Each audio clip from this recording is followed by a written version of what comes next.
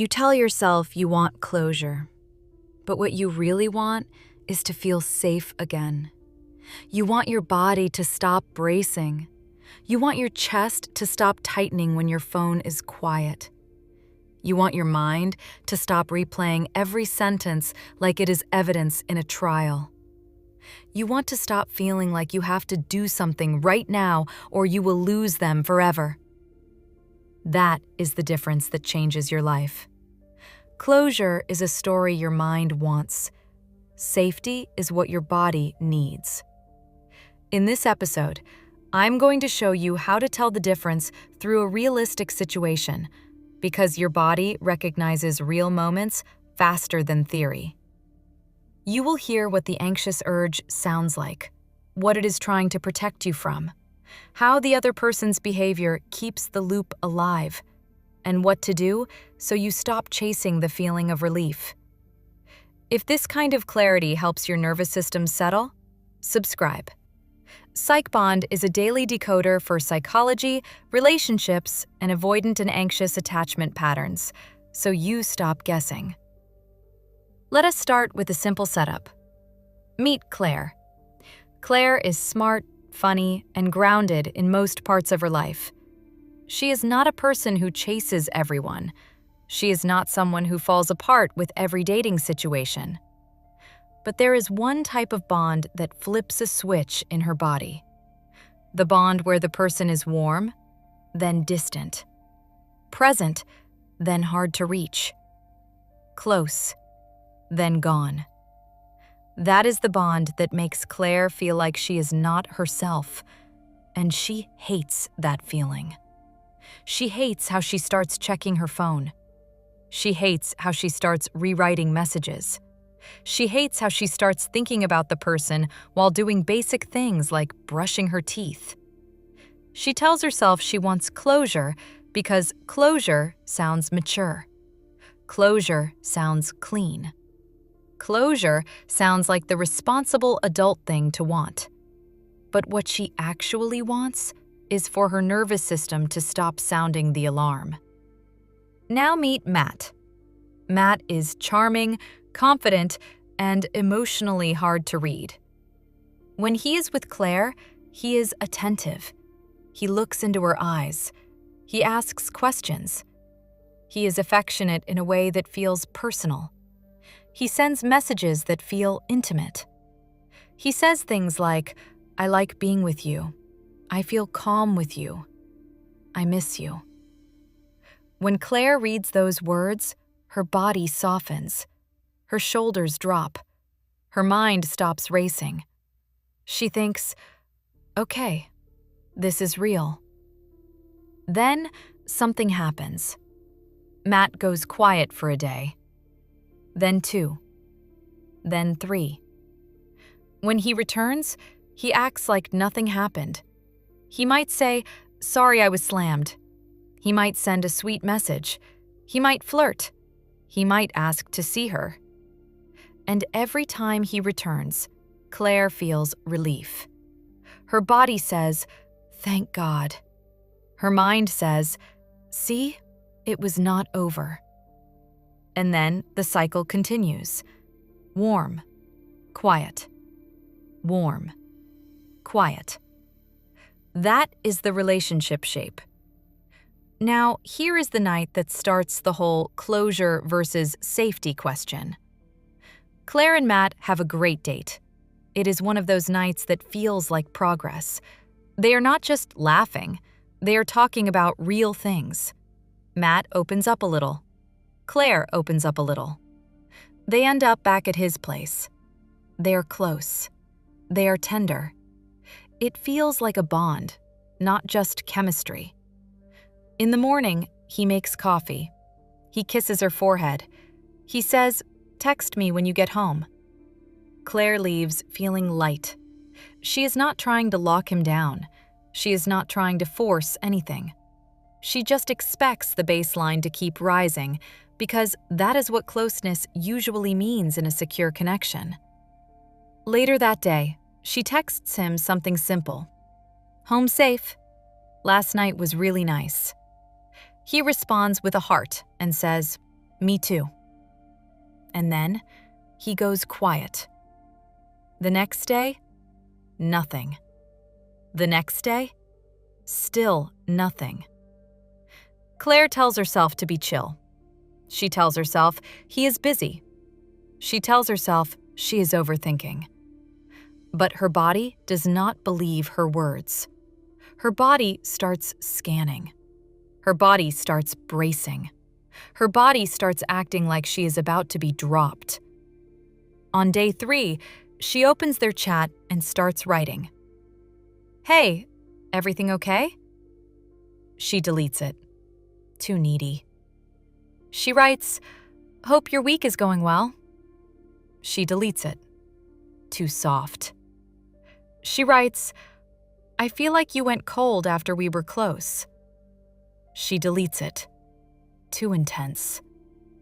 She stares at the screen and feels her chest tighten.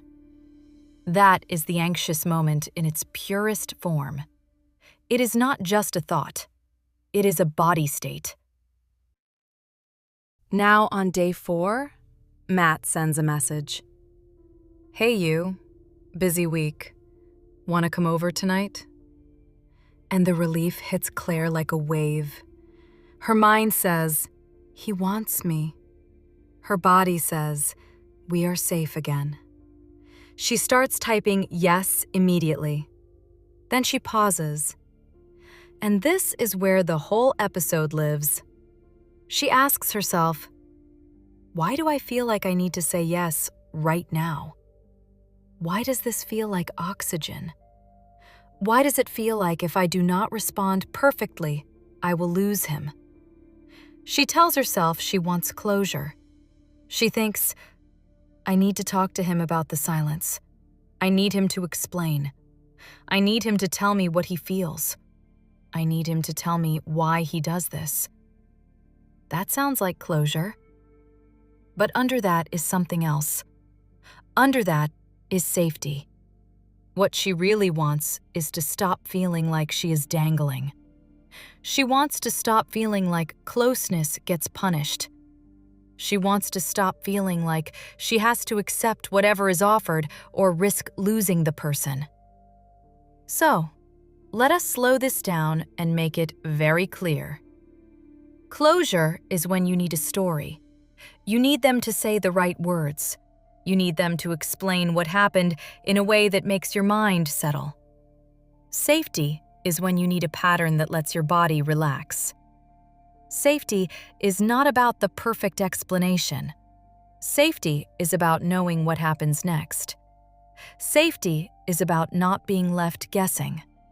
Safety is about not being trained by silence. Now, here is the trap. Anxious people often chase closure because they think closure will create safety. They think, if I understand why, my body will calm down. If he explains, I will stop spiraling. If he tells me he cares, I will stop checking. But when the pattern is unstable, understanding does not create safety. It creates more thinking. You get an explanation, then you replay it. You try to make it fit. You try to see if it is true. You watch for the next sign. And your body stays in the same loop. That is why this episode matters. We are going to show Claire how to tell which urge she is in and what to do so she stops needing Matt to calm her body. Claire is sitting on her couch, phone in hand, staring at his message. "Want to come over tonight?" She feels two voices inside her. One voice says, "Say yes, do not ruin it. Do not bring up the silence. Just be warm and get the closeness back." That voice wants relief. The other voice says, "If I say yes and we go back to normal, I am teaching him that he can disappear and return without any consequence." That voice wants safety. Claire does something simple that changes everything. She sets her phone down and puts both feet on the floor. She exhales slowly. She relaxes her shoulders. She says out loud, "I do not have to fix this right now." Then she asks herself, "Do I want closure or do I want safety?" And she answers honestly, "I want safety. I want to stop being pulled around by his silence. I want a relationship that does not make me beg for basic consistency. I want to stop feeling like I have to accept whatever he offers or lose him." Now that she can see that, she does not need to chase a big conversation. She needs to change the structure. And the structure change is not complicated. It is one sentence. "I would like to see you. Before we go back to normal, I need to talk about the silence and what will be different next time." That is it. No lecture, no accusation, no emotional speech. Just a boundary that protects her nervous system. Claire types, "I would like to see you. Before we hang out, we need to talk about the gap this week. I need basic communication so I am not left guessing." Matt reads it and does not respond for an hour. Claire feels the urge rise again. Her body says, danger. She wants to send another text. She wants to soften it. She wants to explain she is not trying to be difficult. That is closure seeking again. It is her trying to control his reaction. But she catches herself. She names it. This is not about communication. This is about my body trying to avoid discomfort. She decides to wait. She goes and makes food. She takes a shower. She returns to her life. 2 hours later, Matt responds, "You are overthinking. I was busy. Why are you making it a thing?" This is the moment where many anxious people collapse into self-blame. They think, "I asked wrong. I was too much. I ruined it." They go into apology mode. They say, "Sorry, I did not mean it like that. I just miss you. I just wanted to know. I am fine. Never mind." That is how you become trainable. That is how you teach someone that your needs disappear the moment they push back. But Claire does something different. She remembers she is not asking for a perfect relationship. She is asking for basic respect. So she responds with safety language, not closure language. She says, "I hear you. I still need basic communication and a plan. If that is not something you want, that is okay, but I will step back." Then she stops. Matt replies with a softer tone, "I do like you. I just do not like being pressured. Come over and we will talk." Claire notices what is happening in her body. She feels pulled. She feels the urge to go over and let the warmth erase the whole problem. She also knows herself. If she goes over, she might fall into closeness and never bring it up again. That would be relief, not safety. So she replies, "I am open to seeing you. Let us talk for 10 minutes first. Then we can decide the rest of the night." Matt reacts with a small jab. "You are making rules now?" Claire pauses. She does not argue. She does not prove she is reasonable. She just stays calm. She says, "It is not a rule. It is what I need to feel comfortable. If that does not work for you, that is okay." This is the first moment where Claire is choosing safety over closure. She is not trying to get the perfect answer. She is watching how he responds to a basic need. Now, let us zoom out and make the difference clearer. Closure chasing sounds like, "Please explain. Please reassure me. Please tell me what you feel. Please tell me why you did that. Please give me an answer that makes this make sense." Safety building sounds like, if you need space, tell me. If you go quiet, I will not pretend it did not happen. If we keep seeing each other, we need a basic way of handling gaps. Closure keeps you focused on their inner world. Safety keeps you focused on what your body is living in. And that is the whole point. You cannot live inside their intentions. You live inside their behavior. The next night, Claire and Matt meet for a quick coffee. Claire keeps it simple. She says, I like you. When you go quiet after we are close, it throws me off. If you need space, tell me and give me a time you will reconnect. Can you do that? Matt shifts. He looks uncomfortable. He says, I do not want a relationship talk every time I am busy. Claire stays steady. She says, I am not asking for constant contact. I am asking for basic communication, so I am not left guessing.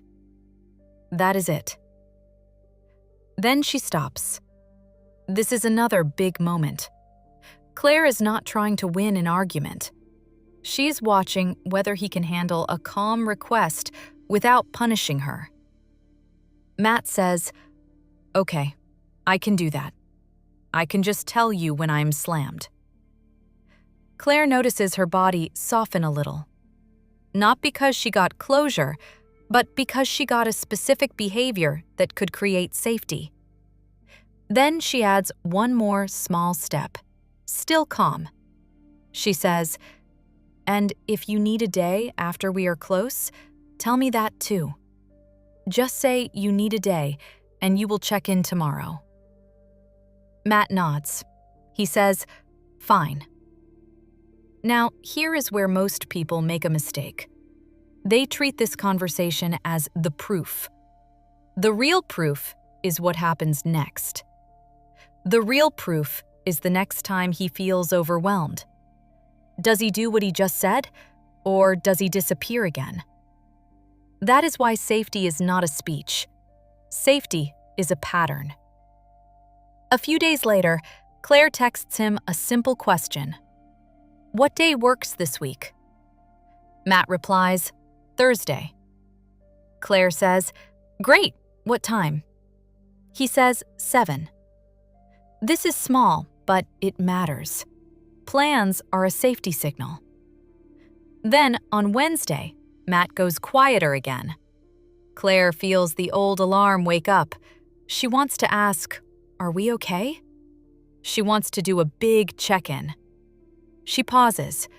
She remembers the difference. Closure would be, tell me what you feel right now so I can calm down. Safety would be, I use the agreement we made. So she texts, hey, quick check. Are we still on for tomorrow at 7? If you need to change it, just tell me. Matt replies, yes, still on. Busy day. Talk later. Claire feels her chest loosen. Notice what happened. She did not get a deep emotional explanation. She got predictability. She got reality. That is safety. Now let us look at the other version of the story, because not everyone gets the good version. In the other version, Matt does not like the boundary. He says, you are too much. He says, I do not do this. He disappears again. Claire feels devastated. She tells herself she needs closure. She thinks, I have to talk to him one more time. I have to make him understand. I have to get him to admit what he did. But if he disappears again after a calm request, the pattern already gave her the answer. Her nervous system is begging for safety, but she is trying to get it through explanation. That is the closure trap. In those cases, the most loving move you can do for yourself is to accept that you may not get the pretty ending. You may not get the satisfying conversation. You may not get them saying, yes, I was wrong. Yes, I hurt you. Yes, I am sorry. Yes, I choose you. You may get silence. You may get a cold message. You may get blame. And this is where you create your own closure by choosing safety. You decide what silence means. You decide what repeated distance means. You decide what inconsistent contact means. You do not wait for them to define the relationship with their words. You define it with their behavior and with your standards. Now let us make this very practical for you. How do you tell, in the moment, what you are actually wanting? Here are signs you are chasing closure. 1. You feel like you need the perfect sentence from them to feel okay. 2. You keep thinking, if they just understand, they will change. 3. You want to send a long message explaining everything. 4. You want to ask the same question in different ways to get a different answer. 5. You feel a rush to do something right now. That rush is your nervous system trying to escape uncertainty. Here are signs you are wanting safety. 1. You want predictability more than explanation. 2. You want a plan more than a promise. 3. You want consistent behavior more than intense words. 4. You are willing to step back if the pattern stays the same. 5. You can tolerate them being annoyed by your boundary because you know you are protecting your body. Now I want to name something that can be hard to hear, but it will save you years. Sometimes, closure seeking is a way to delay reality. You tell yourself you just need one more conversation, then you will decide. But often, the pattern already decided. If someone repeatedly goes quiet, avoids accountability, and punishes needs with distance, your body already has the information. Your mind just wants a prettier ending. That is normal. It is human. But it keeps you stuck. Safety is not a prettier ending. Safety is a clearer ending. It is you choosing not to keep reopening the wound. Now let us talk about what to do when the urge hits, because it will hit. Your mind will say, just send one more message. Just ask one more question. Just get one more answer. Here is the move that changes everything. Before you reach out, ask, will this create safety or will this seek relief? If it is relief, do not send it. Write it in notes. Walk around, drink water, breathe. Give your body 10 minutes to come down. Then, ask again. If you still need to communicate, use one sentence that creates structure, not a paragraph that tries to earn a response. Here are 3 simple lines you can actually use without sounding dramatic. I like you, and I need consistency to keep seeing you. If you need space, tell me and give me a time you will reconnect. I am not available for a connection that goes quiet and then pretends nothing happened. These are not ultimatums. They are standards. They protect your nervous system. Now let us talk about what happens when they respond with sweetness to pull you back, but they do not answer your request. This is a common move. They say, "Come here, I miss you. You are amazing. Do not be like this." Sweetness can be real, and sweetness can also be a way to avoid the uncomfortable talk. So you respond with one simple line. I like being close with you. I still need an answer about consistency. Then stop.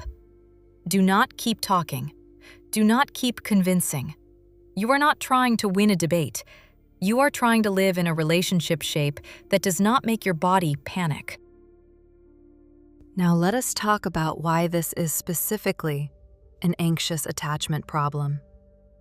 Because anxious attachment makes your nervous system treat connection like survival. When the bond feels uncertain, your body goes into action mode. Action feels like control. Action feels like you are doing something. So you chase closure. You chase reassurance. You chase the perfect conversation. But the real fix is not more action. The real fix is making your life less dependent on one person for calm. That is why safety is bigger than the relationship. Safety is also your routine. Sleep, food, movement, friends, work, creativity. When your life has multiple sources of stability, one person cannot become your oxygen. Then the closure urge gets smaller. Not because you stopped caring, but because your body is no longer hanging on one thread. Now I want to give you one more very real moment, because this is where anxious attachment usually tricks you. Claire is lying in bed at night, and her brain starts writing the perfect closure message. It sounds polite. It sounds mature. It sounds like, I just need to understand. But notice what is underneath. The message is not really asking for information. It is asking for a reaction that will calm her body. So she does a simple test. If he replied exactly how I want, would I suddenly feel safe? Or would I still worry about the next time he goes quiet? That question reveals everything. If your calm depends on one perfect reply, you are not seeking closure. You are seeking safety. And safety cannot be held by one message. It can only be held by a pattern. Claire calls her friend Jenna the next morning. Jenna asks one question that lands like truth. Would you feel peaceful if you got an explanation, but the pattern stayed the same? Claire answers, no. Jenna says, then stop bargaining for explanations. Ask for a different relationship shape, or step back. That is what mature love looks like. Claire writes this on a sticky note and puts it by her bed. One message cannot fix a pattern. Only a pattern can fix a pattern. Then, she makes a small safety plan for the next 3 days, because anxious attachment needs a plan when the urge hits. Day 1. Do not send the relief text. Write it in notes and wait. Day 2. Move your body for 10 minutes when the urge spikes, even if it is just walking in your home. Day 3. Make one decision that proves you will not abandon yourself, like making plans with a friend, cleaning your space, doing something that belongs to your life, not the relationship. This plan sounds simple, but it teaches your nervous system something new. I can create stability without their response. That is how the urge starts shrinking. And if they do reach out during those days, Claire has one line ready that keeps her grounded. I am open to talking. I still need consistency to keep doing this. That line keeps her in safety, not scrambling for closure. Now, let us close with the main truth of this whole episode. Closure is not always a conversation. Sometimes closure is you deciding what a pattern means. If they repeatedly go quiet, avoid accountability, and punish needs with distance, you do not need them to admit anything for you to know what is happening. You already know. Your body already knows. Safety is you living like that knowledge is real. Safety is you stepping back from what harms you, even if you still have feelings. Safety is you refusing to keep auditioning for someone to choose you. And here is the line that will keep you out of the loop. If you need one more talk to feel okay, it is usually not closure. It is your body trying to end the alarm. You can end the alarm without chasing the perfect explanation. You do it by choosing clarity, structure, and self-respect. You do it by letting behavior be the answer. You do it by giving yourself a relationship shape that does not require you to beg for calm. Welcome to PsychBond. You're safe here.